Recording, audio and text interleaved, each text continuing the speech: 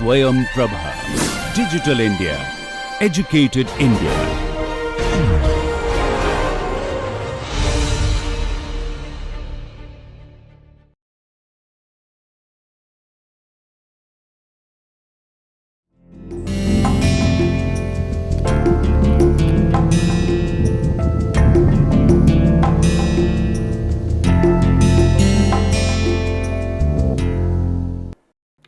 नमस्कार। भारतीय शासन और राजनीति से जुड़े मसलों की चर्चा की इस कड़ी में आज हम राज्य के नीति निर्देशक तत्व और मौलिक कर्तव्य की चर्चा करेंगे। मौलिक कर्तव्य हम सब जानते हैं कि संविधान की शुरुआत के साथ इसमें शामिल नहीं था। बाद में यह जोड़ा गया 42वें संशोधन के द्वारा, लेकिन यह भी अब संविधान का एक महत्वपूर्ण भाग है। और जो राज्य के नीति निर्देशक तत्व हैं वे इस लिहाज से महत्वपूर्ण हैं क्योंकि एक तरीके से ये राज्य के सामने एक चार्टर के रूप में हैं, जिसमें माना जाता है कि राज्य को इनके अनुसार काम करना है। संविधान में जो फंडामेंटल राइट्स या मौलिक अधिकार हैं उनके बारे में हमने पिछले एपिसोड में चर्चा की है, और वहाँ हमने यह देखा है कि जो मौलिक अधिकार या फंडामेंटल राइट्स हैं उनकी मुख्य विशेषता यह है कि वे न्याय योग्य हैं, यानी कि उनका उल्लंघन होने पर, उनका सही तरीके से अनुपालन न होने की स्थिति में लोग अदालतों में जा सकते हैं। राज्य के नीति निर्देशक तत्वों के साथ यह विशेषता नहीं जुड़ी हुई है। यह दावा नहीं किया जा सकता है कि इनका पालन नहीं हो रहा है, इसलिए अदालत इनके पालन को सुनिश्चित करे। लेकिन फिर भी यह समझने की आवश्यकता है कि किस पृष्ठभूमि में राज्य के नीति निर्देशक तत्वों का उभार हुआ। राज्य की नीति निर्देशक तत्वों से जुड़े हुए प्रमुख तत्व कौन कौन से हैं। संविधान संशोधन के माध्यम से क्या इसमें कुछ नए तत्व जोड़े गए, इनका मौलिक अधिकारों या फंडामेंटल राइट्स के साथ कैसा संबंध रहा है, खासतौर पर व्यवहारिक स्तर पर जब राज्य ने नीति निर्देशक तत्वों को लागू करने की कोशिश की तब। और इसी सिलसिले को आगे बढ़ाते हुए हम मौलिक कर्तव्यों की भी बात करेंगे। और जैसे मैंने पहले कहा था कि वैसे तो ये पूरा सिलेबस ही आपस में जुड़ा हुआ है, सारे एपिसोड, लेकिन विशेष रूप से पिछला एपिसोड जो कि फंडामेंटल राइट्स से संबंधित था और यह एपिसोड जो कि राज्य के नीति निर्देशक तत्वों और मौलिक कर्तव्यों या फंडामेंटल ड्यूटीज से संबंधित है, दोनों आपस में जुड़े हुए हैं और हम दोनों की बातों को काफ़ी हद तक एक साथ रखकर ही समझ सकते हैं। आज की जो हमारी पूरी परिचर्चा है वो कुछ मुख्य चरणों पर या मुख्य बिंदुओं पर ध्यान केंद्रित करेगी। सबसे पहले हम नीति निर्देशक तत्वों के इतिहास की बात करेंगे और उसके बाद राज्य की नीति निर्देशक तत्वों की विशेषताएं क्या हैं, राज्य के नीति निर्देशक तत्वों से संबंधित प्रमुख अनुच्छेद कौन कौन से हैं, मौलिक अधिकार और नीति निर्देशक तत्वों में किस तरह का संबंध है, मौलिक या मूल कर्तव्य क्या हैं, मूल कर्तव्यों को प्रभावी बनाने के उपाय क्या हैं, और मूल कर्तव्यों की परिवर्तनीयता यानी कि न्यायालयों में इनकी क्या स्थिति है उसको समझने की ज़रूरत पे हम ध्यान केंद्रित करेंगे। और आखिर में हम निष्कर्ष के रूप में कुछ बिंदुओं पर बातचीत करेंगे। स्टॉप। राज्य के जो नीति निर्देशक तत्व हैं उनसे संबंधित जो प्रावधान है वो संविधान के भाग 4 में निहित है। संविधान के भाग 4 को राज्य के नीति के निर्देशक तत्व शीर्षक दिया गया है। इसके अंतर्गत अनुच्छेद 36 से 51 तक के अनुच्छेद शामिल हैं। संविधान का यह भाग आयरलैंड के संविधान से प्रभावित है। जब हम यह कह रहे हैं तो इसका अर्थ यह है कि आयरलैंड के संविधान में इस तरीके के प्रावधान मौजूद थे और इसका महत्व बस इतना तक ही है, जैसे कि मैंने पहले आपको बताने की कोशिश की है कि हमारे देश में जो भी संविधान में प्रावधान अपनाए गए हैं वो यहाँ के अनुभवों और बाकी संविधान सभा के सदस्यों के गहरे विचार विमर्श का नतीजा है। तो निश्चित रूप से जो राज्य के नीति निर्देशक तत्वों का हिस्सा है उसे भी संविधान सभा के भीतर विचार विमर्श के अंतर्गत महत्वपूर्ण माना गया और तभी इसे संविधान में सम्मिलित किया गया। इसके माध्यम से संविधान राज्य को बताता है कि उसे सामाजिक तथा आर्थिक न्याय सुनिश्चित करने के लिए नैतिक दृष्टि से किन पक्षों पर बल देना चाहिए। और ये जो संविधान का के जो नीति निर्देशक तत्व हैं उसमें सामाजिक और आर्थिक पक्ष को ही ज़्यादा महत्व दिया गया है। और जब मैं फंडामेंटल राइट्स की बात कर रहा था तब भी मैंने इसके इतिहास के बारे में थोड़ी बहुत चर्चा की थी। भारतीय संविधान में नीति निर्देशक तत्वों का विकास मूल अधिकारों के विकास के साथ ही हो गया था। संविधान सभा के सदस्यों में इस बात पर सहमति बन गई थी कि स्वतंत्र भारत में प्रत्येक व्यक्ति को मूल अधिकार तो दिए ही जाने चाहिए, साथ ही राज्य द्वारा ऐसे आदर्शों को साधने की कोशिश भी की जानी चाहिए जो सामाजिक न्याय के लिए वांछनीय हैं। और इस संदर्भ में हमने यह देखा था कि जो सरदार पटेल के नेतृत्व में जो समिति बनी थी, उस समिति ने यह प्रावधान किया था कि जो अलग अलग तरह के विचार हैं अधिकारों के बारे में, उन्हें एक साथ लाने की कोशिश की जाए। एक तरफ तो यह विचार था कि जो राज्य की दखलंदाजी है वो कम से कम होनी चाहिए और व्यक्तियों के पास कुछ बुनियादी अधिकार होने चाहिए। तो इस तरीके के विचार रखने वाले लोगों के ने जिस तत्व पर जोर दिया उन्हें मौलिक अधिकारों की श्रेणी में रखा गया। दूसरी तरफ संविधान सभा के ऐसे सदस्य थे जो यह मानते थे कि राज्य का यह काम है कि वह लोगों के ऐसे अधिकारों को सुनिश्चित करे जिससे वो अपने सामाजिक अधिकार पा सके, जिससे वे अपनी आर्थिक स्थिति को बेहतर बना सके। तो राज्य अपने इस काम से खुद को पीछे नहीं खींच सकता है।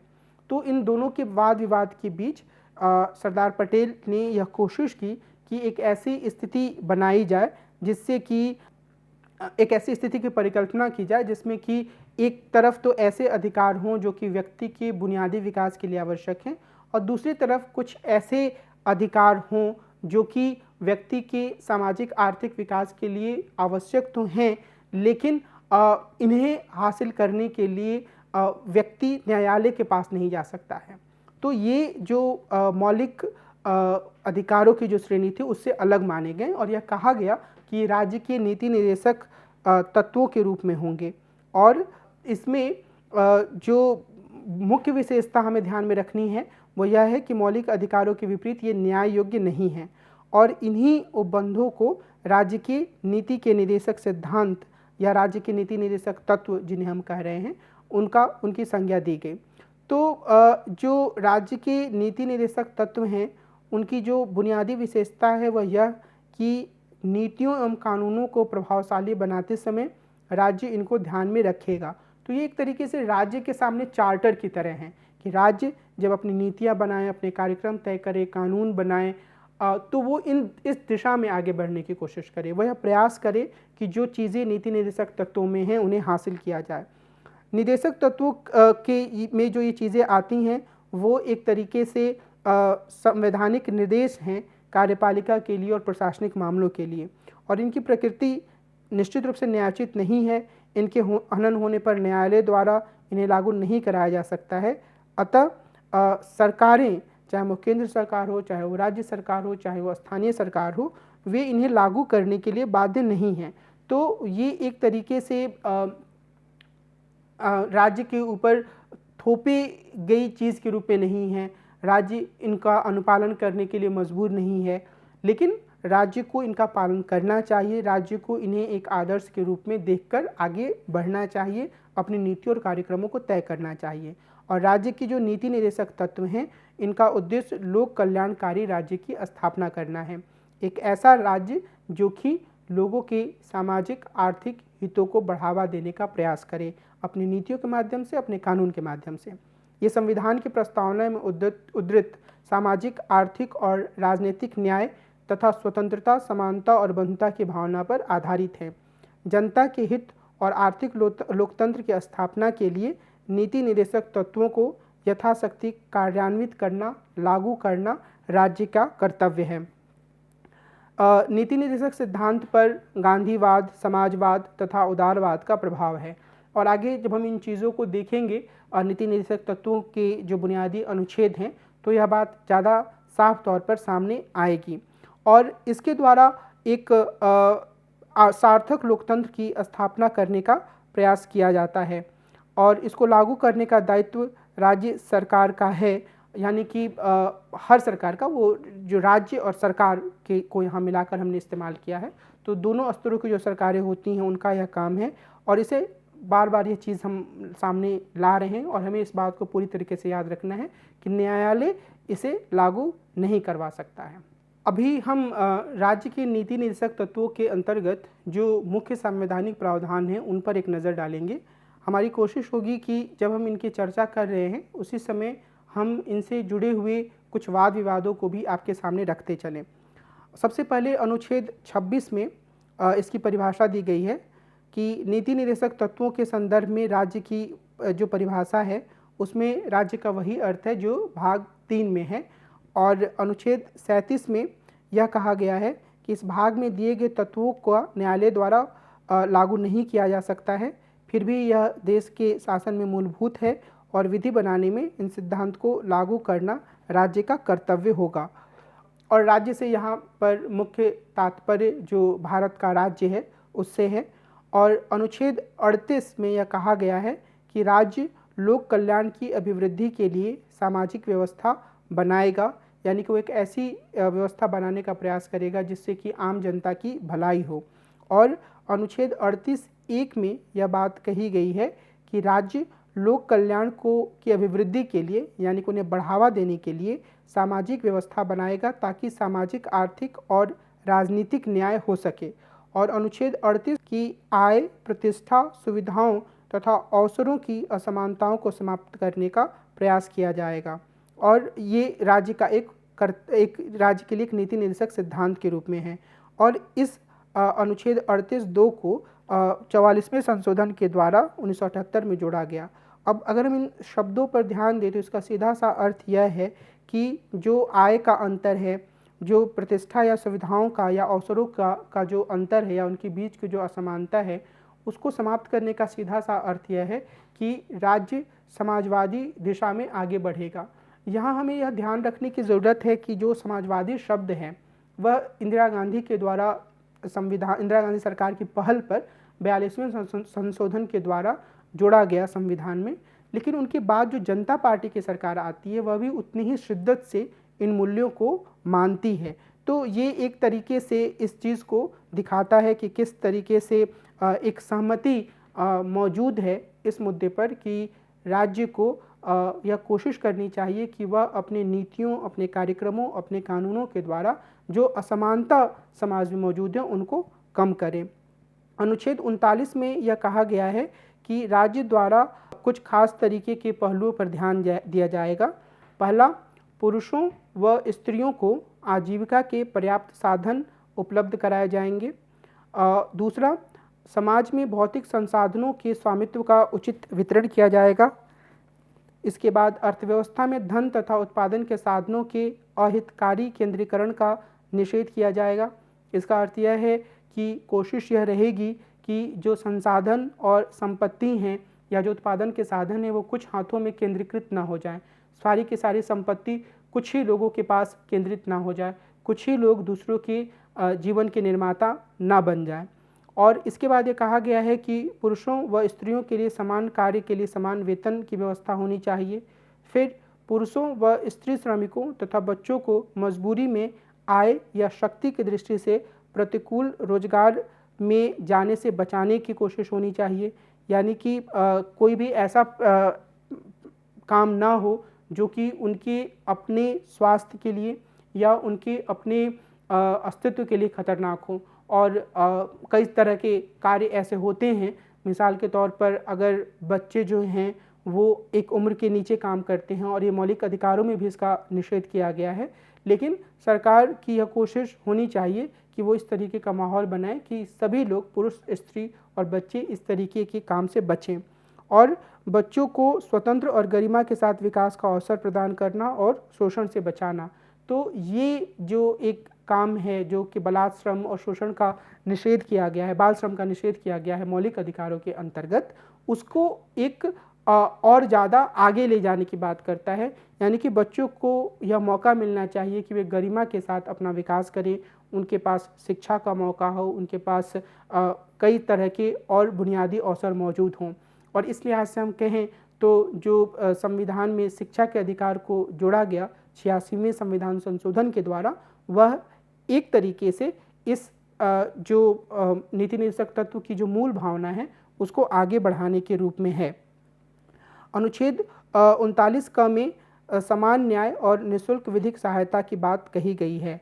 यह कहा गया है कि राज्य यह सुनिश्चित करेगा कि विधिक तंत्र इस प्रकार काम करे कि समान अवसर के आधार पर न्याय सुलभ हो तथा आर्थिक या किसी भी अन्य आधार पर नागरिक न्याय प्राप्त करने से वंचित ना रह जाएं। यह विधिक सहायता निःशुल्क होगी और इसे 42वें संविधान संशोधन के द्वारा जोड़ा गया है।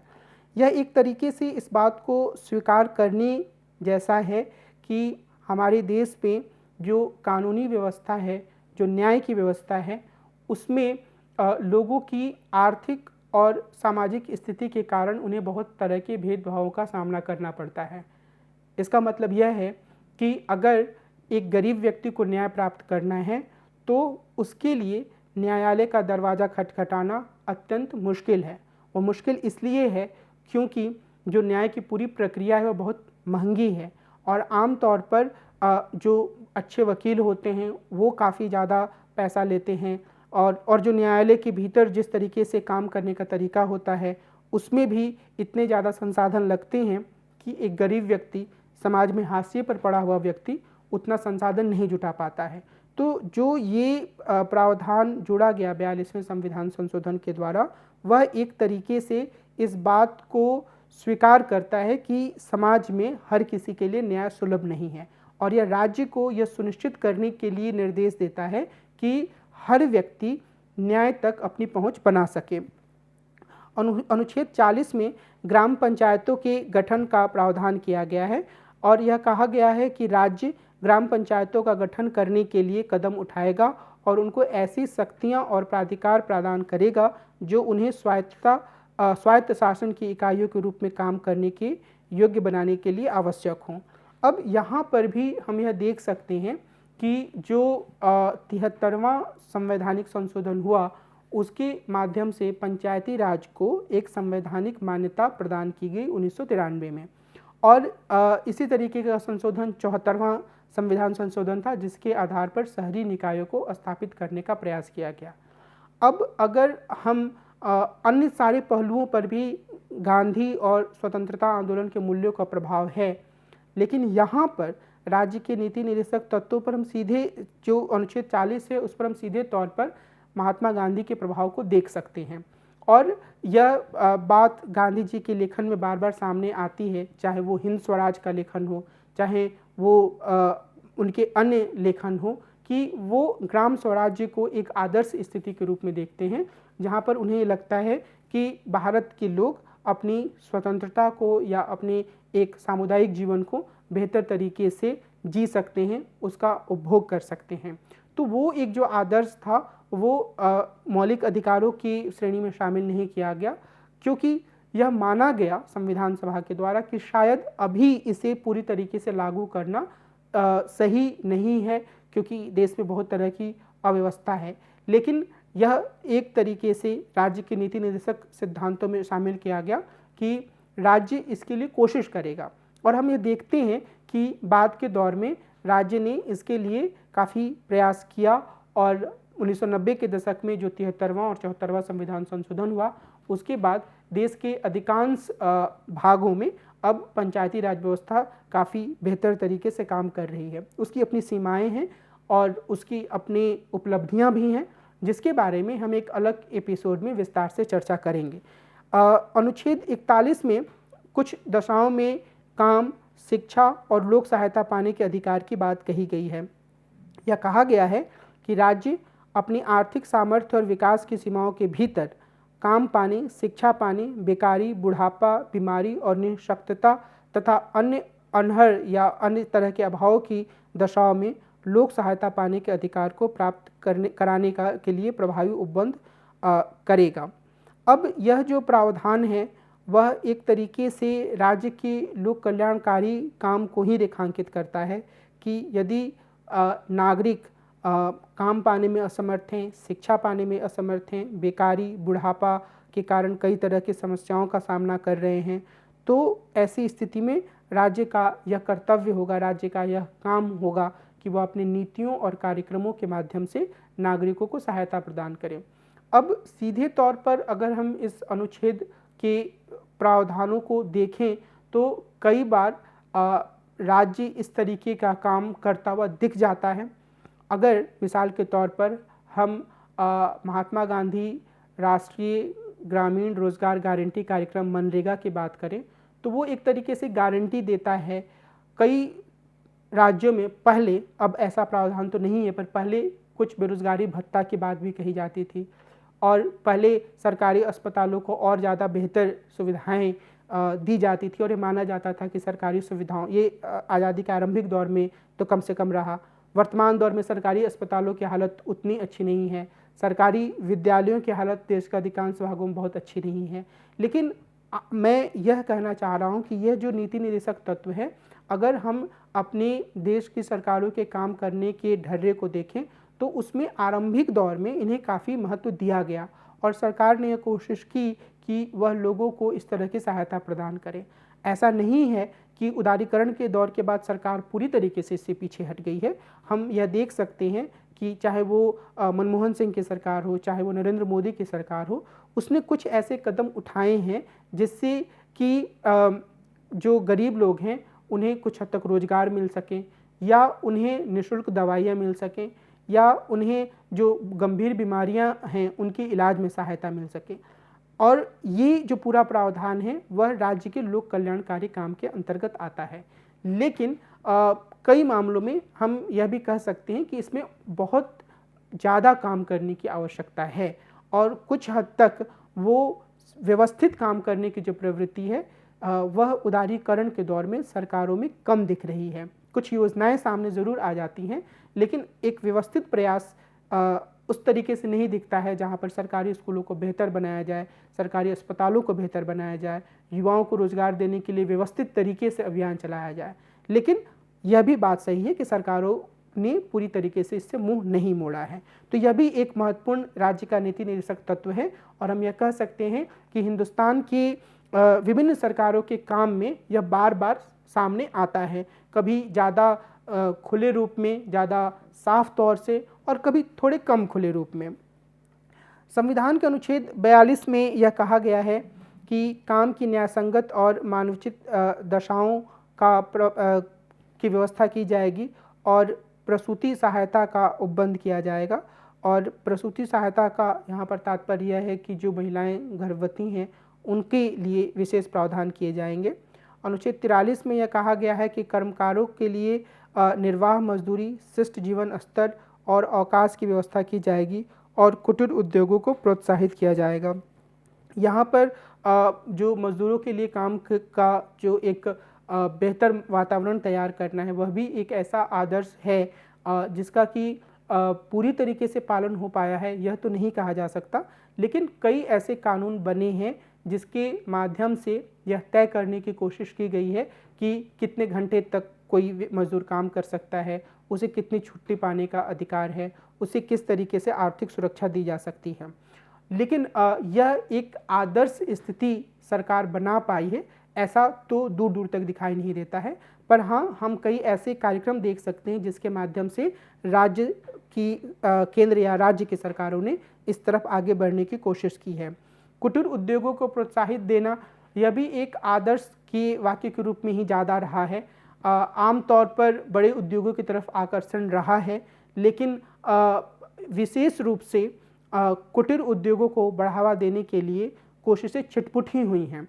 तो यह भी एक ऐसा ये दोनों प्रावधान ऐसे प्रावधान हैं जहां पर हम कह सकते हैं कि जो समाज का हाशिए का तबका है, जो मजदूर वर्ग है, उसकी भलाई के लिए या स्त्रियों के भलाई के लिए इसमें प्रावधान किए गए हैं, जिसमें कि बहुत कुछ करने की ज़रूरत अभी है। कुछ हद तक सरकारों ने इस दिशा में काम किया है।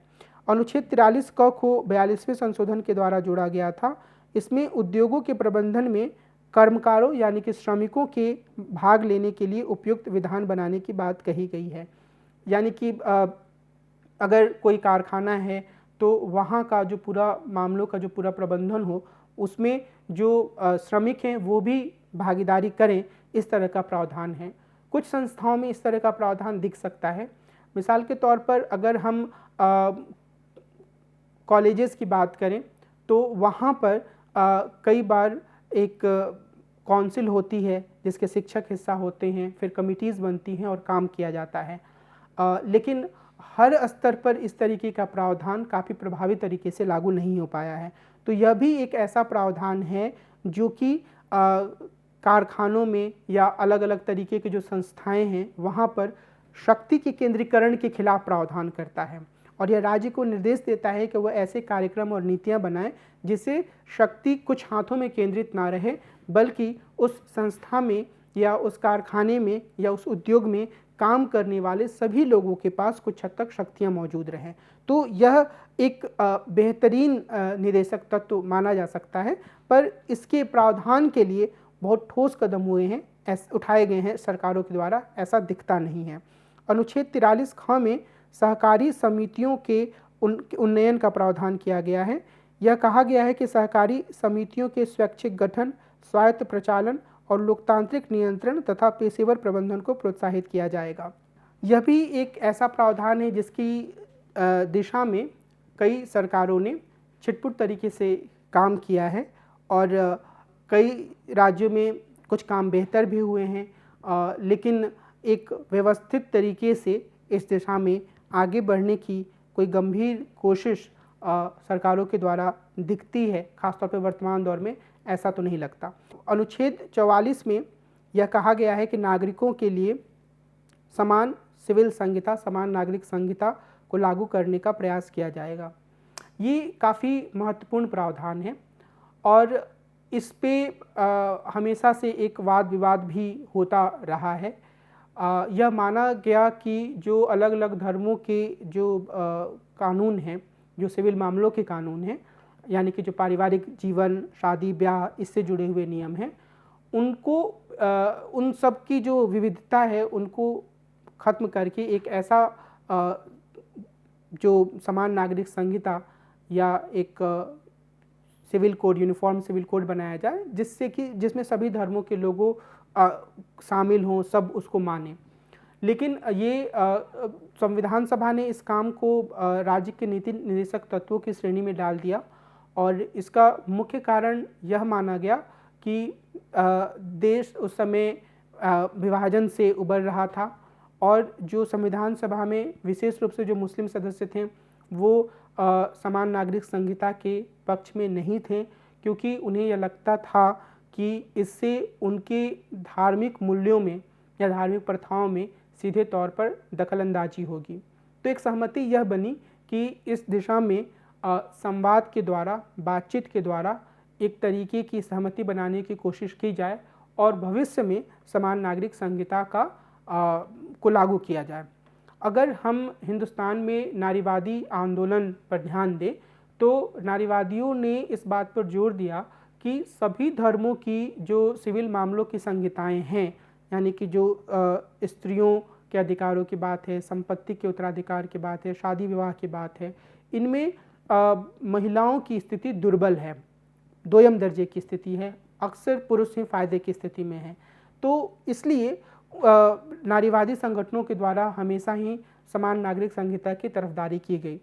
लेकिन 1980 के बाद से एक तरीके से यह एक सांप्रदायिक राजनीति का औजार बन गया और हमेशा ही यह बात कही जाने लगी कि समान नागरिक संहिता को लाना ज़रूरी है, और जब यह बात कही जाती थी तो उसके साथ यह बात जुड़ी जाने लगी कि असल में हमारे देश में जो विभिन्न तरह के कारण हैं, मिसाल के तौर पर जनसंख्या वृद्धि का हमारे देश में में जो परिघटना है, या फिर और भी जो गरीबी की समस्याएं हैं, उसके पीछे ये समान नागरिक संहिता का ना होना मूल कारण है। और कई बार खुलकर और कई बार इशारों में यह बात कही जाती है कि जो मुस्लिम होते हैं उन्हें 4 शादियां करने का, उन्हें शायद 1 से ज़्यादा पत्नियां रखने का अधिकार है और उन अधिकारों के कारण ही वो जनसंख्या को ज़्यादा बढ़ाते हैं। तो एक लिहाज से ये समान नागरिक संहिता का जो मसला है वो मुस्लिमों की प्रथाओं पर हमले का कारण बन गया। तो कई बार जो अधिकांश नारीवादी हैं अब इस दृष्टिकोण की ओर आगे बढ़ती हैं कि समान नागरिक संहिता होनी चाहिए, लेकिन वो एक सांप्रदायिक राजनीति के ध्रुवीकरण के माध्यम से नहीं हो सकती है, बल्कि उसके लिए ज़रूरी है कि जो अलग अलग तरह के समुदाय हैं उनके भीतर खुद स्त्रियों के अधिकारों के लिए जागरूकता आए और वो इस दिशा में आगे बढ़ें। तो अभी वर्तमान दौर में ज़्यादातर नारीवादी समुदायों के भीतर आंतरिक सुधार के माध्यम से स्त्रियों के अधिकारों को बढ़ावा देने पर जोर देने लगी हैं। लेकिन समान नागरिक संहिता जो है वो अपने आप में एक विवादास्पद, जटिल और काफ़ी हद तक गर्मजोशी से भरे या गर्मा गर्म वाद विवाद का स्रोत बना हुआ है वर्तमान समय में भी। पर हमें इस चीज़ को समझने की ज़रूरत है कि जो समान नागरिक संहिता का मुद्दा है, जो राज्य के नीति निर्देशक तत्वों का भाग है, कि वह कभी भी इस तरीके से लागू नहीं किया जा सकता जिससे कि लोगों के अपने धर्म को अपने मानने की जो उनके बुनियादी अधिकार हैं उनका उल्लंघन हो। तो मेरी कोशिश यहाँ पर यह है कि मैं आपको यह बता सकूं कि जो अनुच्छेद 44 में समान सिविल संहिता लागू करने के प्रयास की बात कही गई है, उस पर सरकारों ने बहुत व्यवस्थित तरीके से कोशिश नहीं की है। लेकिन इसके साथ ही इसमें कई तरह के जटिल मुद्दे जुड़े हुए हैं और विशेष रूप से पिछले 30-35 सालों से सिविल संहिता की जो पूरी कवायद है वह स्त्रियों के अधिकारों से ज़्यादा सांप्रदायिक राजनीति के ध्रुवीकरण का मसला बना हुआ है। इसलिए यह आवश्यक है कि इस पे जोर दिया जाए, पर वो इस तरीके से ना जोर दिया जाए जिससे किसी धर्म विशेष की प्रथाओं में दखलंदाजी हो या जिससे कि एक सांप्रदायिक ध्रुवीकरण की राजनीतियों को बढ़ावा मिले। तो इसका एक रास्ता यह हो सकता है कि सरकारें खुले तौर पर संवाद करें विभिन्न धर्मों, विभिन्न समुदायों के लोगों के साथ और इस दिशा में आगे बढ़ने की कोशिश करें। अनुच्छेद 45 में यह कहा गया है कि शिशुओं की देखभाल तथा 6 वर्ष से कम उम्र के बच्चों को शिक्षा देने का प्रयास किया जाएगा। और अनुच्छेद 46 में अनुसूचित जातियों, अनुसूचित जनजातियों और अन्य दुर्बल वर्गों के शिक्षा और अर्थ संबंधी हितों की अभिवृद्धि करने और हर तरह के शोषण व सामाजिक अन्याय से उनकी रक्षा करने का प्रावधान किया गया है। अगर हम इस बात पर ध्यान दें कि अनुच्छेद 45 और अनुच्छेद 46 को लागू करने के लिए, इन्हें बढ़ावा देने के लिए क्या सरकारों ने कुछ किया है, तो हम ये कह सकते हैं कि इस संदर्भ में काफ़ी प्रयास किए गए हैं। हालांकि और ज़्यादा प्रयास करने की आवश्यकता है। मिसाल के तौर पर अगर शिशुओं की शिक्षा की बात कही जाए तो अब एक तो यह संविधान के मूल अधिकारों के अध्याय का भी भाग बन चुका है। दूसरा कि स्कूल के स्तर पर बच्चों को स्कूल में ले आने के लिए कई तरीके के कार्यक्रमों को अपनाया गया है, जिसमें कि दोपहर का भोजन कार्यक्रम महत्वपूर्ण है।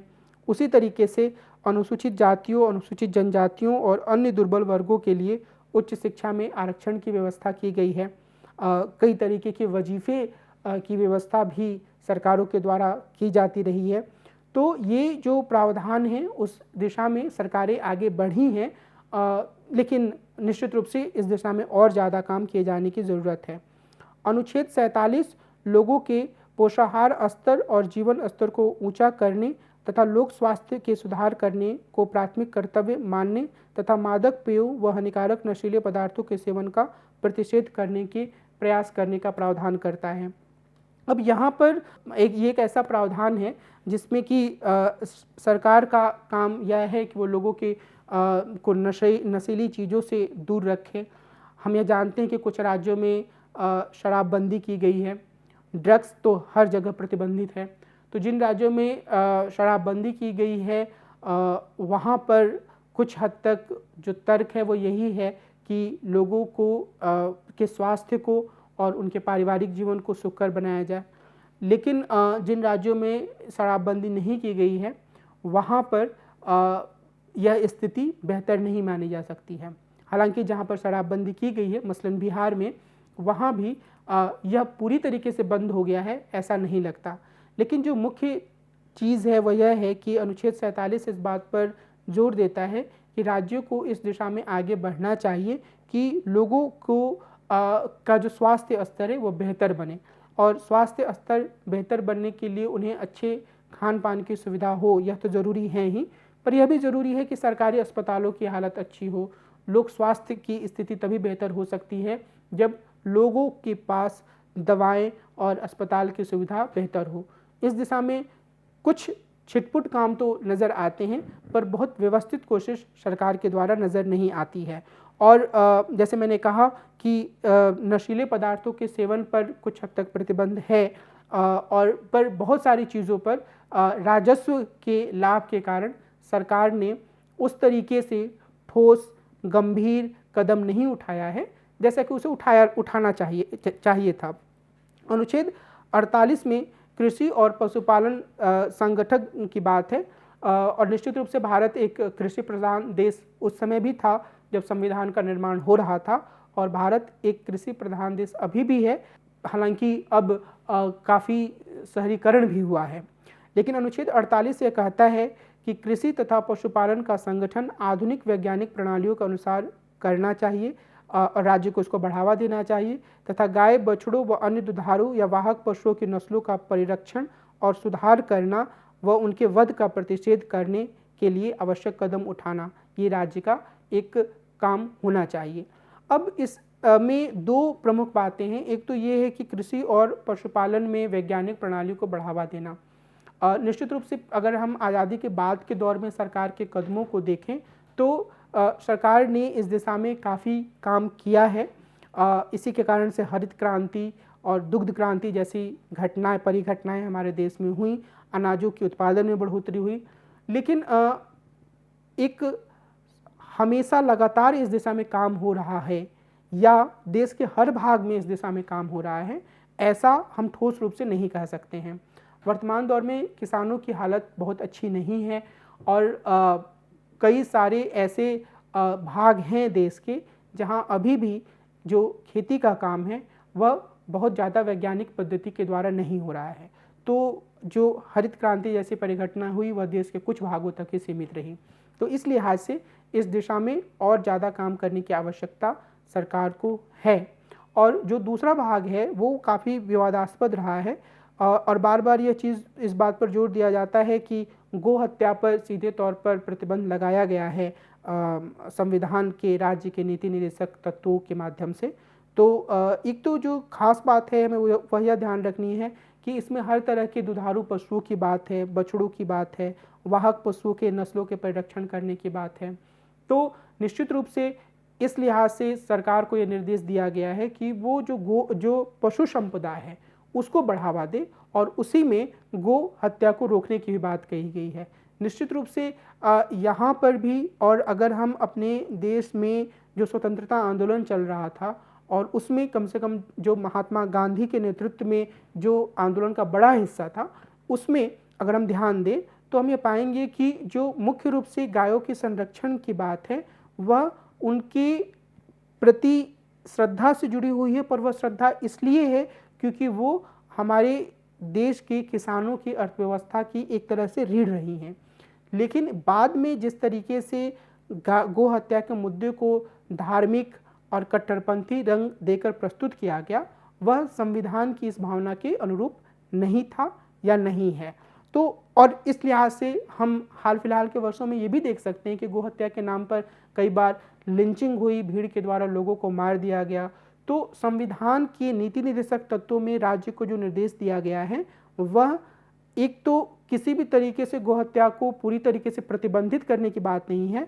हाँ, यह जरूर है कि राज्य को इसको रोकने के लिए कदम उठाना चाहिए कि जो दुधारू पशु हैं, जो अर्थव्यवस्था के रीढ़ हैं, उनकी सुरक्षा की जाए।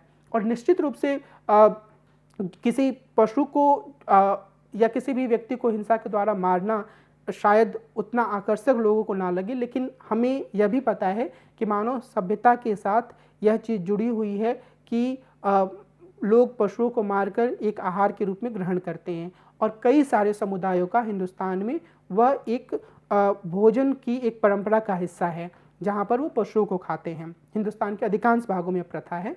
तो इस लिहाज से हम यह कह सकते हैं कि जो संविधान का अनुच्छेद 48 है वह कृषि के या किसानों की जीविका के एक साधन के रूप में गो संरक्षण या पशु संरक्षण संवर्धन की बात करता है, लेकिन यह कहीं से भी धार्मिक आधार पर गायों को संरक्षित करने की बात नहीं करता है।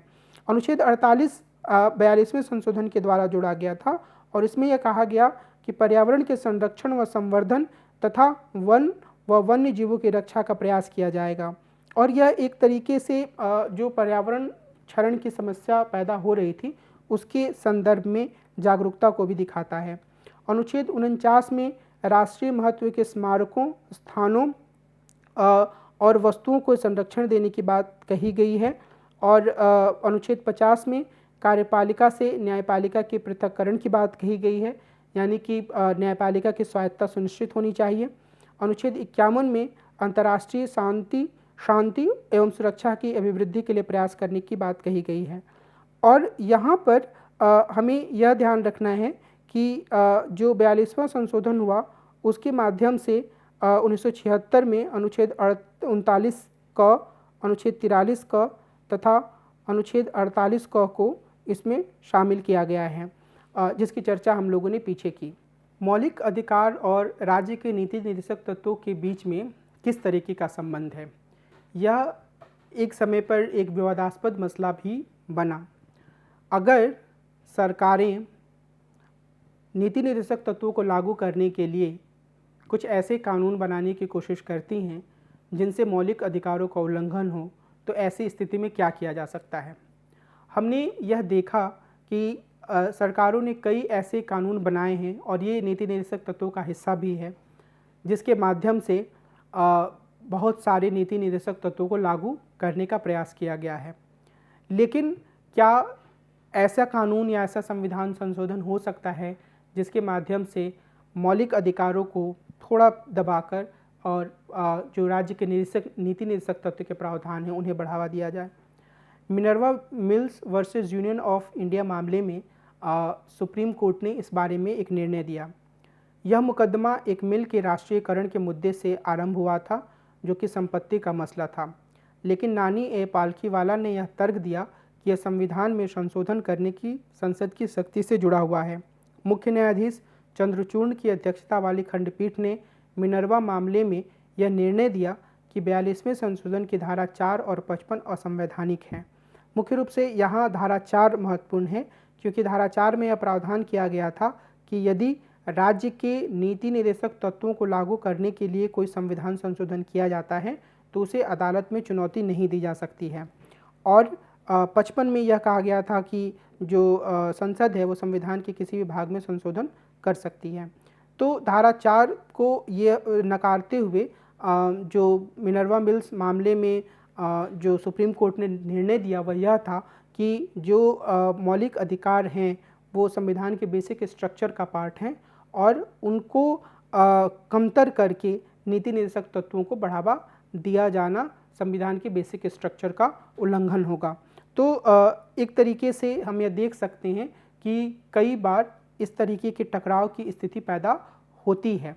तो निश्चित रूप से जहाँ पर नीति निर्देशक तत्वों को आगे बढ़ाने के लिए कानून बनाए जाते हैं तो उन कानूनों से कोई समस्या नहीं है, लेकिन अगर उन कानूनों के कारण मौलिक अधिकारों का उल्लंघन होता है तो यह एक समस्यापूर्ण चीज़ हो सकती है। तो और इस स्थिति में फैसला करने का पूरा अधिकार सर्वोच्च न्यायालय के पास है और सर्वोच्च न्यायालय ने मिनर्वा मिल्स में इस तरीके का एक निर्णय दिया। अब अगर हम नीति निर्देशक तत्वों की कुछ आलोचनाओं की बात करें तो एक तो यही आलोचना ऐसी की जाती रही है कि यह न्यायालय के द्वारा लागू किया नहीं जा सकता है, तो ये एक तरीके का उपदेश है जो कि सरकारों को और संसद को दिया गया है कि आपको इस दिशा में आगे बढ़ना है। दूसरी इसकी आलोचना यह होती है कि यह विधायिका और कार्यपालिका के बीच में संघर्ष का कारण है और जैसे मैंने पहले कहा कि और ये ऐसे प्रावधान हैं जिनको लागू करने के लिए बहुत ज़्यादा साफ तौर पर जो शक्ति है वो ना तो राज्यों के पास है ना संसद के पास है। यानी कि अगर सरकारें इस दिशा में आगे बढ़ने की कोशिश करती हैं तो उन्हें हमेशा यह ध्यान रखना होता है कि मौलिक अधिकारों से का कोई उल्लंघन ना हो। तो ये सरकारों के लिए भी एक बड़ी ही अजीब सी स्थिति पैदा हो जाती है और ख़ास तौर पे अगर कहीं से भी मौलिक अधिकार कमतर होते हैं तो इन्हें अवैध घोषित कर दिया जाता है। इस तरीके के कदमों को जिनके माध्यम से नीति निर्देशक तत्वों को लागू किया जा रहा है। अब कई सारे ऐसे प्रावधान हैं जिन्हें आज तक लागू नहीं किया गया है। मिसाल के तौर पर समान नागरिक संहिता, जिसके बारे में हमने विस्तार से चर्चा की, भारत में गोवा एकमात्र ऐसा राज्य है जहां पर समान नागरिक संहिता लागू है। अब हम मौलिक कर्तव्यों के बारे में बात कर लेते हैं। भारत के संविधान में मूल अधिकारों के साथ मूल कर्तव्यों या मौलिक कर्तव्यों फंडामेंटल ड्यूटीज़ को भी शामिल किया गया है। वस्तुतः और हम सभी इस चीज़ को जानते हैं कि अधिकार और कर्तव्य एक दूसरे के पूरक हैं। अधिकार विहीन कर्तव्य निरर्थक होते हैं, जबकि कर्तव्य विहीन अधिकार निरंकुशता पैदा करते हैं। रोचक बात यह है कि विश्व के अधिकांश लोकतांत्रिक देशों के संविधान में नागरिकों के कर्तव्यों का उल्लेख नहीं किया गया है। उनमें केवल मूल अधिकारों की घोषणा की गई है, जैसे अमेरिका के संविधान में। कुछ साम्यवादी देशों में मूल कर्तव्यों की घोषणा की परंपरा दिखाई पड़ती है। भूतपूर्व सोवियत संघ का उदाहरण इस दृष्टि से महत्वपूर्ण है। भारतीय संविधान में उल्लिखित मूल कर्तव्य भूतपूर्व सोवियत संघ के संविधान से ही प्रभावित है। भारतीय संविधान में भी आरंभ से मूल कर्तव्य तो शामिल नहीं थे। इंदिरा गांधी के प्रधानमंत्रित्व काल में 1975 में आपातकाल की घोषणा की गई थी, जिसके बारे में हम आगे बात करेंगे एक अलग एपिसोड में कि किस तरीके से भारतीय संविधान में आपातकालीन प्रावधान हैं और उनका कैसे इस्तेमाल हुआ है। बहरहाल जब 1975 में इंदिरा गांधी की सरकार ने आपातकाल की घोषणा की तो उसी समय सरदार स्वर्ण सिंह के नेतृत्व में संविधान में उपयुक्त संशोधन सुझाने के लिए एक समिति का गठन किया गया था।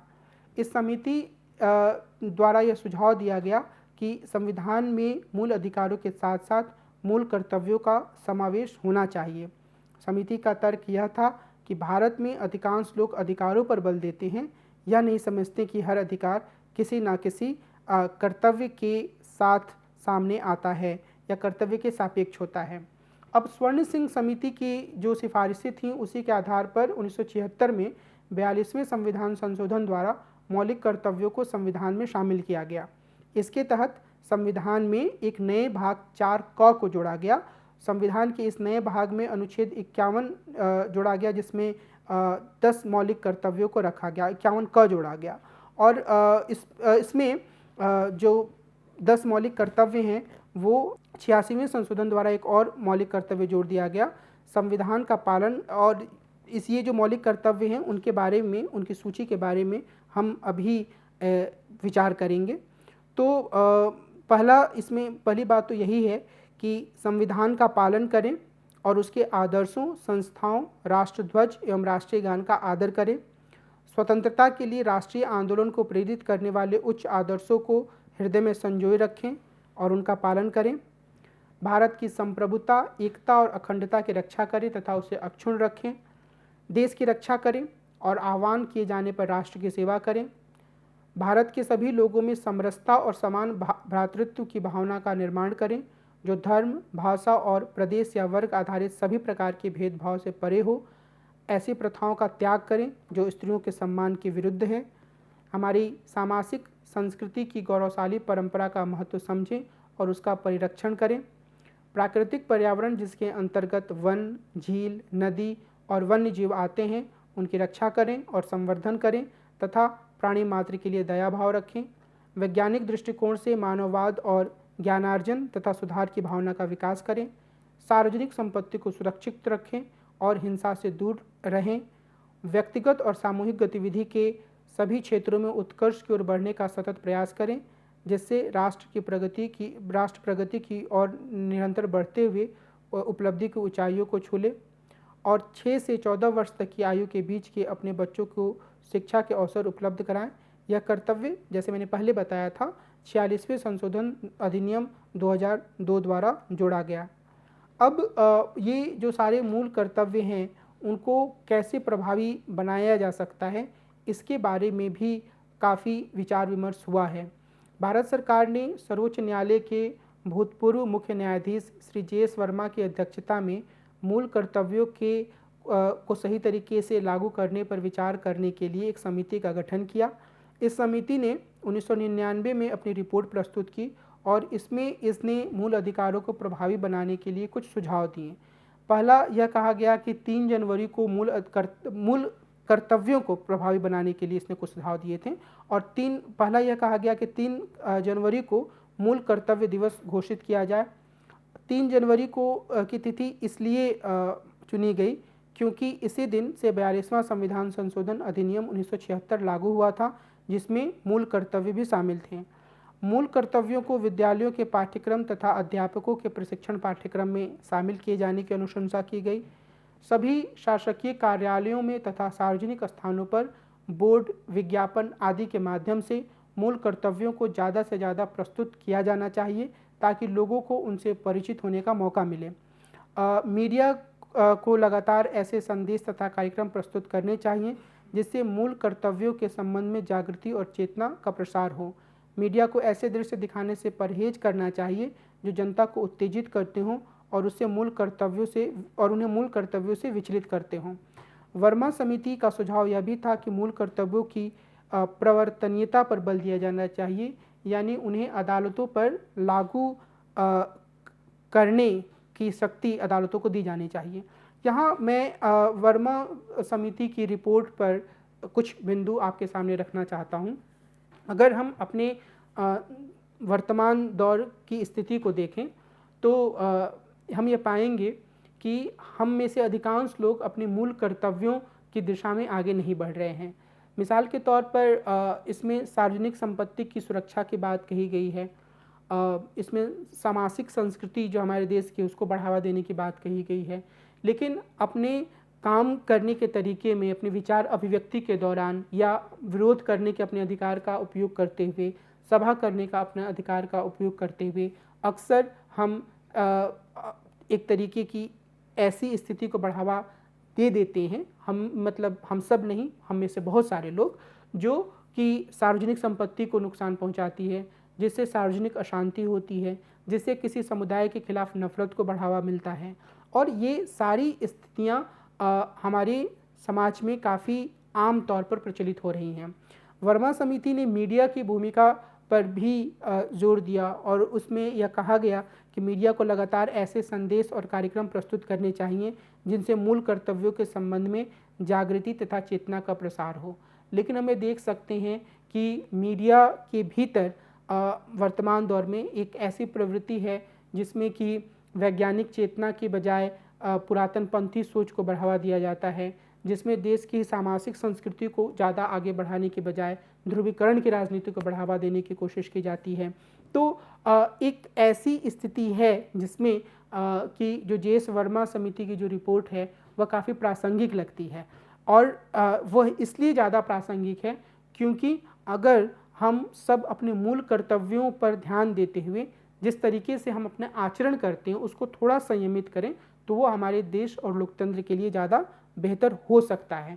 और हम सब में यहाँ सिर्फ व्यक्ति ही शामिल नहीं हैं, बल्कि विभिन्न संस्थाएं और विशेष रूप से मीडिया की भूमिका महत्वपूर्ण है। अब एक जो प्रमुख प्रश्न है कि मूल कर्तव्य किस सीमा तक अदालतों के द्वारा लागू किए जा सकते हैं, इस संदर्भ में सामान्य धारणा यह है कि मूल कर्तव्य न्यायालयों के माध्यम से प्रवृत्त या लागू नहीं कराए जा सकते हैं। अर्थात यदि कोई नागरिक अपने मूल कर्तव्य का पालन न करे तो न्यायालय द्वारा नागरिक को दंडित नहीं किया जा सकता है। इस दृष्टि से मूल कर्तव्य भी राज्य के नीति निर्देशक तत्वों की तरह हैं। जिस तरह से राज्य को न्यायालय में इस बात के लिए प्रश्नगत नहीं किया जा सकता है कि वह नीति निर्देशक तत्वों का पालन नहीं कर रहा है, वैसे ही किसी नागरिक को इस बात के लिए बाध्य या दंडित नहीं किया जा सकता कि वह अपने कर्तव्यों का पालन कर रहा है या नहीं कर रहा है, और कर रहा है तब भी राज्य को अलग तरीके से उसे ट्रीट करने के लिए कोई कानूनी बाध्यता नहीं है। इसी आधार पर विद्वानों ने कई बार व्यंग करते हुए कहा है कि मूल कर्तव्य निरर्थक घोषणाएं मात्र हैं, किंतु वास्तविक स्थिति ऐसी नहीं है। यदि अनुच्छेद 37 और अनुच्छेद 51 क में तुलना करें तो साफ दिखाई देता है कि जहां अनुच्छेद 37 में नीति निर्देशक तत्वों के अपरिवर्तनीय होने की बात साफ तौर पर कही गई है, वहीं अनुच्छेद 51 क में ऐसी कोई बात वर्णित नहीं है। न्यायमूर्ति श्री वेंकट चलैया ने एक मामले में स्पष्टीकरण देते हुए बताया है कि संविधान यदि मूल कर्तव्यों को प्रवर्तनीय घोषित नहीं करता है तो वह उन्हें अपरिवर्तनीय भी घोषित नहीं करता है। इसके अलावा न्यायालय ने कुछ मामलों में स्पष्ट किया है कि जिस तरह मूल अधिकार संविधान को समझने के लिए मूलभूत महत्व के हैं, वैसे ही मूल कर्तव्य भी। मूल और कर्तव्य दोनों शब्द इस दृष्टि से महत्वपूर्ण हैं कि और इसलिए जहाँ भी कहीं भी संविधान की व्याख्या करने का प्रश्न उपस्थित होगा, न्यायालय मूल कर्तव्यों को भी एक महत्वपूर्ण संदर्भ के रूप में प्रयुक्त करेंगे। न्यायालय स्वयं भी कोई आदेश पारित करते हुए ध्यान रखेंगे कि उनका कोई आदेश अनुच्छेद 51 क में दिए गए कर्तव्यों के विरुद्ध ना हो। अब यहाँ मैं इस चीज़ पर आपका ध्यान दिलाना चाहता हूँ कि जब हम फंडामेंटल राइट्स की बात कर रहे थे तो हमने इस बात पर वहाँ भी जोर दिया था कि कर्तव्यों की भी अपनी एक महत्वपूर्ण भूमिका है। लेकिन एक जो बेहतर लोकतांत्रिक समाज है वो तभी निर्मित हो सकता है जब अधिकारों के साथ साथ लोग कर्तव्यों पर जोर दें, लेकिन कर्तव्यों का प्रयोग अधिकारों का दमन करने के लिए ना किया जाए। यानी अगर व्यक्ति अपने विचारों को रखना चाहते हैं, अगर व्यक्ति राज्य की किसी नीति का विरोध करना चाहते हैं, तो हर बार कर्तव्यों की छड़ी से उन्हें शांत करने से भी लोकतांत्रिक समाज एक नुकसान की स्थिति में जाएगा। इसलिए ज़रूरत इस बात की है कि हम फंडामेंटल राइट्स और फंडामेंटल ड्यूटीज़ के बीच में एक तरह का संतुलन बनाएं, और न्यायालय भी, जैसे कि हमने अभी चर्चा में देखा कि यह एक खुला प्रश्न है कि किस सीमा तक न्यायालय मौलिक कर्तव्यों को लागू करने के लिए आदेश जारी कर सकते हैं। लेकिन अगर न्यायालय इस संवैधानिक अस्पष्टता का उपयोग करते हुए मौलिक कर्तव्यों को लागू कराने के लिए आदेश जारी करते हैं, तब भी उन्हें यह ध्यान रखना होगा, उन्हें ध्यान रखना चाहिए कि वे अधिकारों और कर्तव्यों के बीच में एक सुचिंतित संतुलन बनाएं। जब तक यह संतुलन नहीं होगा तब तक एक बेहतर लोकतांत्रिक समाज का निर्माण नहीं हो सकता है।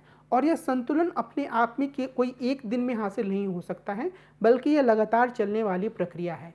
हमें हमेशा यह ध्यान रखना होगा कि जब हम अपने अधिकारों का उपयोग कर रहे हैं तब हम अपने कर्तव्यों के प्रति भी सचेत रहें और उनका भी पालन करें। लेकिन इसके साथ ही राज्य की संस्थाओं को, न्यायालय को भी यह ध्यान देना होगा कि जब वो लोगों को उनके कर्तव्यों के प्रति सचेत रहने की बात कर रहे हैं तो लोगों के कुछ बुनियादी अधिकार हैं जिनका कि उल्लंघन नहीं किया जाना चाहिए, और लोगों को अपने उन अधिकारों के पक्ष में आवाज़ उठाने का हक है। तो जब तक इस तरीके के दोनों विचारों को मान्यता नहीं दी जाएगी, दोनों के बीच में एक संतुलन स्थापित करने की कोशिश नहीं की जाएगी, तब तक हम एक बेहतर लोकतांत्रिक समाज की दिशा में आगे नहीं बढ़ सकते हैं।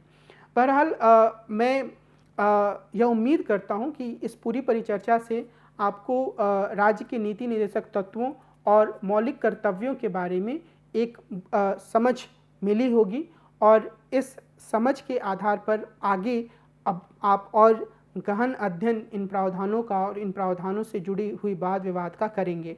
जो मुख्य बात है वह यह कि जो राज्य के नीति निर्देशक तत्व हैं वो लोक कल्याणकारी राज्य की दिशा में बढ़ने के लिए एक महत्वपूर्ण चार्टर के रूप में है, और यह बेहतर होगा कि जो सरकारें हैं वे इस दिशा में आगे बढ़ें।